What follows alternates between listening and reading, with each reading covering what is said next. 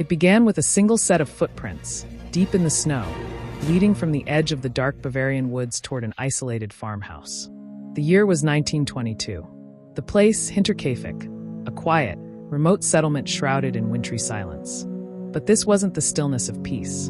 It was the kind that suffocates, as if something was holding its breath. Strangely, there were no footprints returning to the woods. Only the path inward. Whoever had arrived never left. Inside the Gruber farmhouse, things had been far from normal. For weeks, the family heard footsteps overhead, strange sounds coming from the attic. Whispers, shifting weight. The former made quit in fear, convinced the house was haunted. A new one arrived, on the very day the nightmare truly began. On April 4th, concerned neighbors, troubled by the family's silence, decided to investigate. They entered the home expecting quiet confusion. What they found instead was a massacre. 6 members of the household were dead, each murdered with grotesque violence.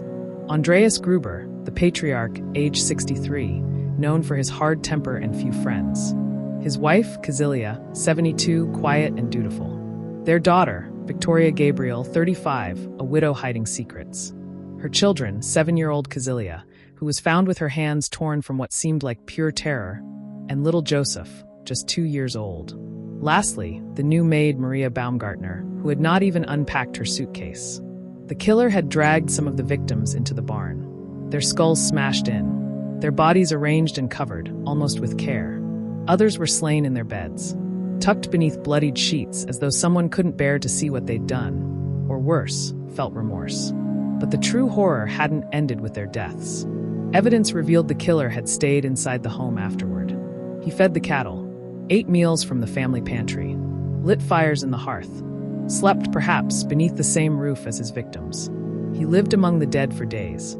Investigators found no murder weapon, no forced entry, no clear motive.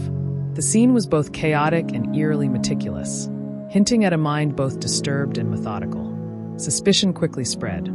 First came Lorenz Schlittenbauer, a neighbor and former lover of Victoria. He had claimed to be young Joseph's father. It was Lorenz who discovered the bodies and walked through locked doors as if he had always known the way. His calm demeanor and strange behavior raised eyebrows. Was it grief or guilt? Then came rumors of Karl Gabriel, Victoria's husband, supposedly killed in World War I. But some believed he had faked his death, that he had returned in secret to a wife and a child that wasn't his. The theory suggested a crime of passion, masked as a ghost story. Others blamed passing vagrants, perhaps a drifter, or a madman. Some even whispered of incest, forbidden love, and long-simmering revenge.